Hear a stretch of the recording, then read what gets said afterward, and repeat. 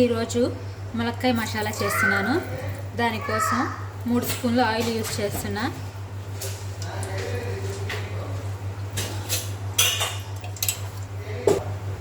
Oil కాగిన తర్వాత ఉల్లిపాయలు వేస్తున్నాను.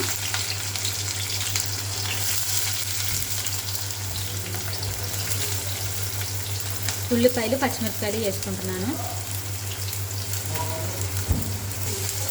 ఇందులోనే కరివేపాకు వేసేసుకుంటున్నాను. ఇప్పుడే తగినంత సాల్ట్ వేసేసుకున్నాను, ఎందుకంటే ఆనియన్స్ త్వరగా ఫ్రై అయిపోతాయని. ఇందులో 1 స్పూన్ అల్లం వెల్లుల్లి పేస్ట్ వేసుకుంటున్నాం. అల్లం వెల్లుల్లి పేస్ట్ పచ్చివాసన పోయిన తర్వాత ములక్కాయ ముక్కలు వేసుకుంటున్నాం. ఇది కూడా పచ్చివాసన పోయేంత వరకు ఫ్రై చేసుకోవాలి. ముక్కలు కూడా కొంచెం సేపు ఫ్రై అయిన తర్వాత పసుపు, తగినంత పసుపు, తగినంత కారం, ఇందులోనే గరం మసాలా వేసుకుంటున్నాను. ఇంట్లో చేసుకున్నది 1/2 స్పూను.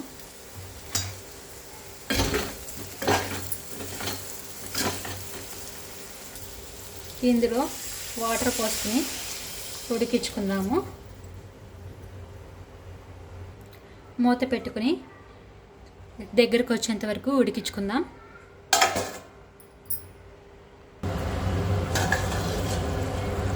చూసారు కదా ఎలా ఉడుకుతుందో.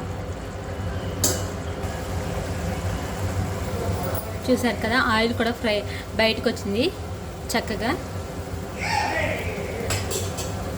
ఇప్పుడు మన కర్రీ రెడీ అయిపోయినట్టే. లాస్ట్ కొత్తిమీర వేసుకుని ఆఫ్ చేసేసుకుందాం. ఇది చికెన్ కర్రీ లాగా ఉంటుంది. టేస్ట్ చాలా బాగుంటుంది. ఓసారి మీరు కూడా ట్రై చేయండి. ములక్కాయ మసాలా కర్రీ రెడీ.